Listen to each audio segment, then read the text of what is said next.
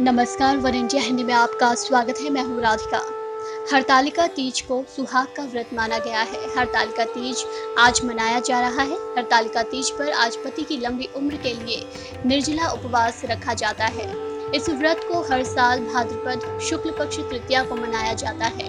इस दिन सुहागिनें पति की लंबी आयु के लिए निराहार और निर्जला उपवास रखती हैं। इस व्रत में भगवान शिव और माता पार्वती की पूजा की जाती है।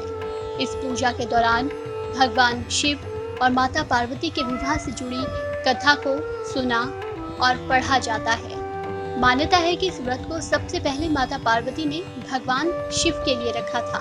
कहा जाता है कि इस व्रत की कथा के बिना हरतालिका तीज का व्रत अधूरा माना जाता है। इसलिए हरतालिका तीज व्रत रखने वाले को कथा जरूर सुननी और पढ़नी चाहिए।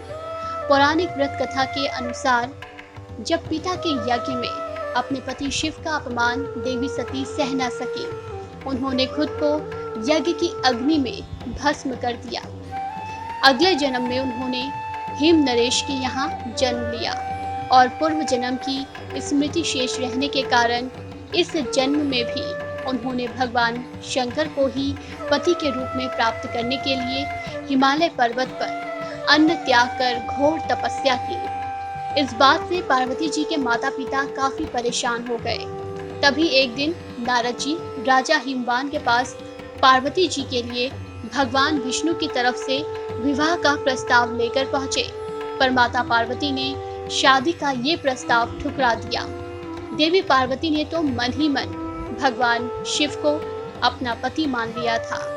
पार्वती जी के मन की बात जानकर उनकी सखियां उन्हें लेकर घने जंगल में चली गई। इस तरह सखियों द्वारा उनका हरण कर लेने की वजह से इस व्रत का नाम हरतालिका व्रत पड़ा। इसके बाद सखी की सलाह पर पार्वती जी ने घने वन में एक गुफा में भगवान शिव की पूजा की। कहा जाता है कि भाद्रपद माह में शुक्ल पक्ष की तृतीया तिथि को हस्त नक्षत्र में पार्वती जी तब तक शिव जी की तपस्या करती रही जब तक उन्हें भगवान शिव पति के रूप में प्राप्त नहीं हुए, और तभी से ये व्रत किया जाता रहा है।